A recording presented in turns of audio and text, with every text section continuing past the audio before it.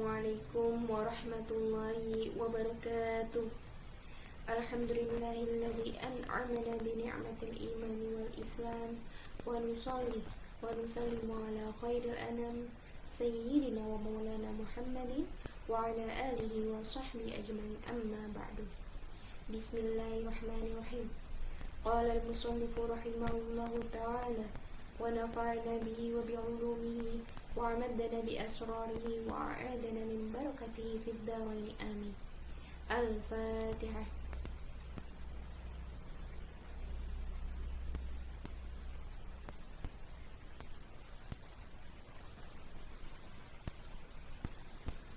Baik, melanjutkan ngaji kitab Mukhtarul Ahadits An-Nabawiyah pada pertemuan minggu sebelumnya. Hari ini kita melanjutkan, dimulai dengan ngaji hadis nomor 214 yang akan membahas tentang mengharapkan pahala melalui membaca Al-Quran.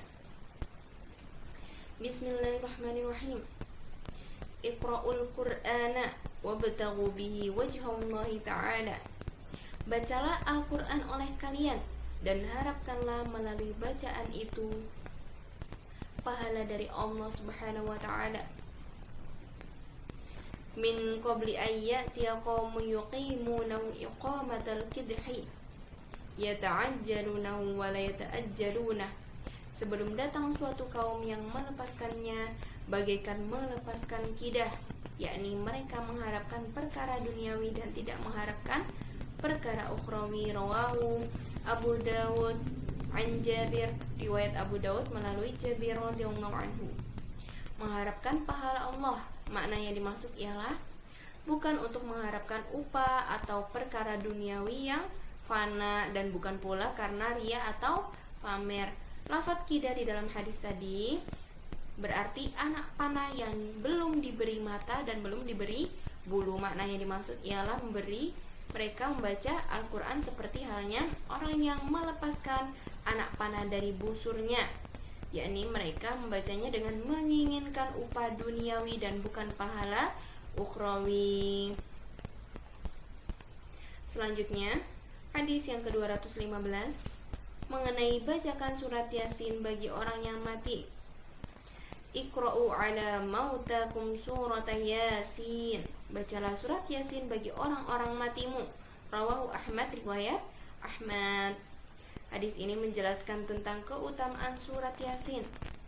Dalam hadis lain disebutkan kalbu atau inti Al-Quran adalah surah Yasin. Tiada seorang lelaki pun yang membacanya karena Allah dan mengharapkan pahala akhirat kecuali Allah mengampuninya. Bacakanlah surat Yasin untuk orang mati kalian. Hadis riwayat Ahmad dan Baihaqi. Hadis ini menganjurkan demikian karena memang pahala bacaan surat Yasin itu sampai kepada orang yang mati bila pembacanya bermaksud mengirimkan pahalanya buat orang yang mati. Hadis yang ke-216 mengenai yang sulit dicari pada akhir zaman. Aqallu ma yujadu fi akhiriz zamani dirhamun halalun. Hal yang paling sedikit dijumpai pada akhir zaman ialah dirham yang halal. Au akhun yuthaku bihi, atau saudara yang dapat dipercaya. Rawahu Ibnu Asakir an Ibnu Umar, riwayat Ibnu Asakir melalui Ibnu Umar radhiyallahu anhu. Bila mana harta yang halal dan teman yang dapat dipercaya sulit dicari, maka hal tersebut merupakan pertanda bahwa zaman akan berakhir, atau dengan kata lain, sebagai alamat kiamat telah dekat. Hadis yang ke-217 membahas tentang dosa yang paling besar. Akbarul kabairil isyraku billah. Dosa yang paling besar adalah menyekutukan Allah, wa qatlun nafsi, dan membunuh jiwa, wa uququl walidain, dan menyakiti ibu bapa atau orang tua, wa qauluz zur, dan perkataan dusta. Rawahul Bukhari, riwayat Bukhari. Hadis ini memperingatkan kita agar tidak mengerjakan keempat perbuatan dosa yang paling besar itu yang sudah saya sebutkan di hadis tadi. Selanjutnya hadis yang ke-218 membahas tentang banyak mengingat mati. Aktsiru dzikrul maut fa innahu yumahhisud dzunub. Perbanyaklah mengingat mati, karena sesungguhnya mengingat mati dapat membersihkan dosa-dosa. Wa yuzahidu fid dunya fa in dzakartumuh indal ghina hadamah. Dan dapat menanamkan rasa zuhud terhadap perkara duniawi apabila kalian mengingatnya di saat kaya.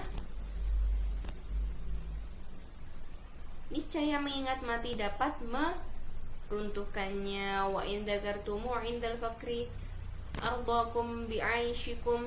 Dan apabila kalian mengingatnya di saat miskin, niscaya hal ini akan membuatmu rela dengan keadaan penghidupanmu. Rawahu Ibnu Abu Dunya an Anas, riwayat Ibnu Abu Dunya melalui Anas radhiyallahu anhu. Lafaz hadamahu dalam hadis tadi maknanya adalah mengingat mati dapat meruntuhkannya. Maksudnya di sini adalah bila mana engkau mengingat mati sewaktu dalam keadaan kaya, niscaya engkau tidak terbujuk oleh kesenangannya. Bahkan hatimu tergerak untuk menginfakkannya ke jalan-jalan kebaikan yang kelak dapat dijadikan sebagai bekalmu sesudah mati kelak. Sedangkan di dalam hadis yang lain disebutkan, banyak-banyaklah kalian mengingat perkara yang dapat melenyapkan kelezatan. Makna yang dimaksud ialah mengingat mati. Bila mana seseorang ingat mati dalam keadaan miskin, maka ia rela dengan apa yang diberikan oleh Allah kepadanya, karena ia menyadari bahwa kehidupan di dunia ini hanyalah sementara. Dengan demikian maka ia bersabar dan memperoleh pahala yang besar dari kesabarannya itu. Tidaklah heran apabila dikatakan bahwa mengingat mati itu dapat menghapuskan dosa-dosa. Dalam hadis lain disebutkan, pahala orang miskin yang sabar sama dengan pahala orang kaya yang bersyukur atau banyak beramal. Selanjutnya hadis yang ke-219 membahas tentang keutamaan membaca sholawat pada hari dan malam Jumat. Aktsiru minas sholati alayya fi yaumil jum'ah wa lailatil jum'ah. Banyak-banyaklah kalian bersolawatlah untukku pada hari Jumat dan malam harinya. Faman fa'ala dzalik kuntu lahu syahidan wa syafi'an yaumal qiyamah. Barang siapa yang mengerjakan hal tersebut, niscaya aku akan menjadi saksi dan pemberi syafaat baginya di hari kiamat kelak. Rawahul Baihaqi an Anas, riwayat Baihaqi melalui Anas radhiyallahu anhu. Lafaz syahidan pada hadis tadi menjadi saksi baginya bahwa ia membaca sholawat untuk Nabi Sallallahu Alaihi Wasallam. Sehubungan dengan membaca sholawat untuk Nabi Sallallahu Alaihi Wasallam, Allah Subhanahu Wa Taala pun telah berfirman, Bismillahirrahmanirrahim. Innallaha wa malaikatahu yusholluna 'alan nabi. Sesungguhnya Allah dan malaikat-malaikatnya bersolawat untuk Nabi. Ya ayyuhalladzina amanu shollu 'alaihi wa sallimu taslima. Hai orang-orang yang beriman, bersolawatlah kalian untuk Nabi dan ucapkanlah salam penghormatan kepadanya. Quran Surat Al-Ahzab ayat ke-56. Apabila Allah dan para malaikatnya bersolawat untuk Nabi Muhammad SAW, maka terlebih lagi kita sebagai umatnya, syafi'an, artinya memberi syafaat atau pertolongan kepadanya kelak di hari kiamat, sehingga selamatlah ia dan dimasukkan ke dalam surga berkat syafaatnya Nabi SAW. Hadis ini menjelaskan tentang keutamaan membaca sholawat untuk Nabi. Terlebih lagi apabila dilakukan pada siang hari atau malam Jumat, maka pahalanya berlipat ganda. Barang siapa yang banyak membaca sholawat untuk Nabi di hari Jumat dan malam harinya, niscaya kelak di hari kiamat akan mendapatkan syafaatnya. Dan bacaan sholawatnya itu disaksikan oleh Nabi Sallallahu Alaihi Wasallam. Selanjutnya hadis yang ke-220 membahas tentang ampunan bagi dosa-dosa. Aktsiru minas sholati alayya fa inna sholatakum alayya maghfiratun lidunubikum. Perbanyaklah membaca sholawat untukku, karena sesungguhnya sholawat kalian kepadaku merupakan ampunan bagi dosa-dosa kalian. Watlubu liyad darajatal wal wasilah, dan mintakanlah untukku derajat dan wasilah. Fa inna wasilati inda rabbi syafa'atun lakum. Rawahu Ibnu Asakir an Hasan bin Ali. Karena sesungguhnya wasilaku di sisi Robku merupakan syafaatnya bagi kalian. Riwayat Ibnu Asakir melalui Al-Hasan Ibnu Ali radhiyallahu anhu. Di dalam hadis ini juga menceritakan tentang keutamaan membaca sholawat untuk Nabi SAW. Disebutkan bahwa barang siapa yang membaca sholawat untuk Nabi SAW, dosanya diampuni. Semakin banyak sholawat yang dibacanya, maka semakin banyak pula dosa-dosanya yang diampuni.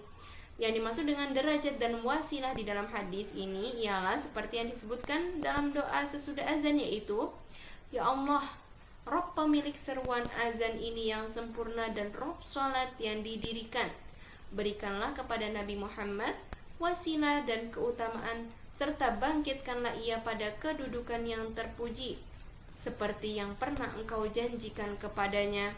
Sesungguhnya engkau tidak akan mengingkari janjimu. Barang siapa yang mengucapkan doa ini sesudah azan, maka ia wajib mendapatkan syafaat dari Nabi SAW kelak di hari kiamat. Baik, kita cukupkan ngaji kitab Mukhtarul Ahadits An-Nabawiyah pada hari ini. Sebelum saya tutup, mari kita bersama-sama membaca doa kafaratul majlis terlebih dahulu. Bismillahirrahmanirrahim.